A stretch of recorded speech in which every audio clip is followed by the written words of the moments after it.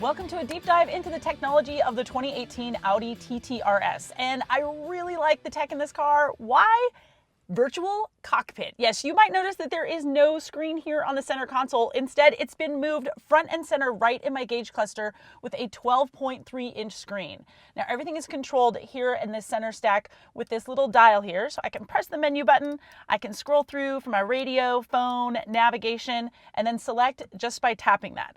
And then on either side of the dial, there's buttons that will give me different information. So I can go through to my sound settings, press backwards, I can press the other button and get to my presets and any of my band selection, FM, AM, things of that nature.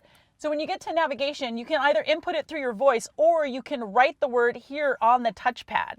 So I'm going to input, no, not one. It's supposed to be an I. I'm trying to write ice cream. Obviously, this might be a little bit difficult while you're driving. You're probably just going to want to use your voice. Also here on Audi's MMI system is Audi Connect, because this car is connected to the interwebs at all times. So I have information about weather. I can scroll down to fuel prices, parking information, Twitter, which why do I want to tweet from the car? But it's great to have some of this information right here front and center. Of course, Apple CarPlay and Android Auto are standard, but it is a little weird because when you press on Apple Maps, you just get it in a tiny little square. You don't get it all the way across the screen like you do in the native navigation system. So usually on this, I've just been using the native nav.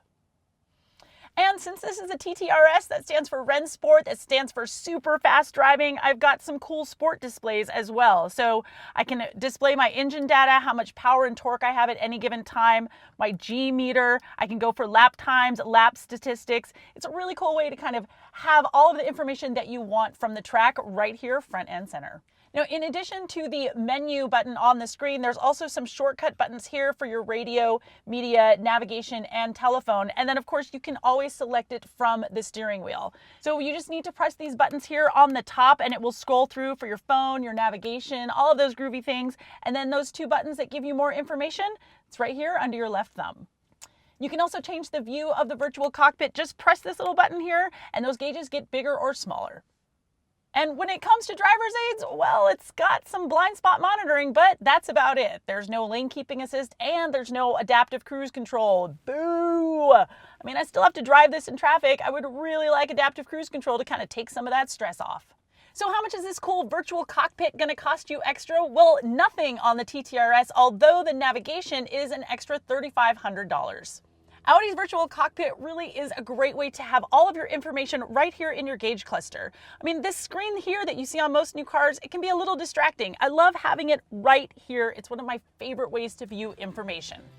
Hey, if you like this video, please subscribe to Roshow right here on the YouTubes. We've got plenty of videos for you, and please leave a comment. Tell me what you think of Audi's Virtual Cockpit.